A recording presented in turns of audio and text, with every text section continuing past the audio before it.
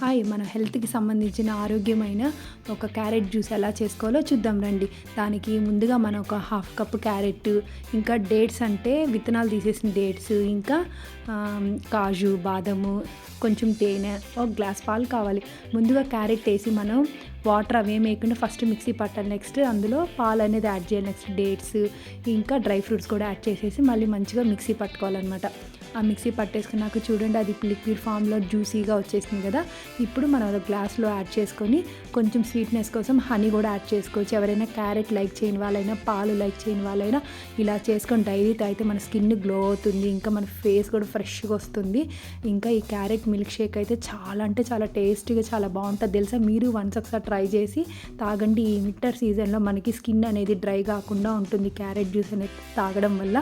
మీరు ఒకసారి ట్రై చేసి ఈ రెసిపీ ఎలా వచ్చిందో నాకు కామెంట్ చేయండి. ఈ వీడియో నచ్చితే లైక్ చేసి షేర్ చేయండి. ఇంకా బాయ్.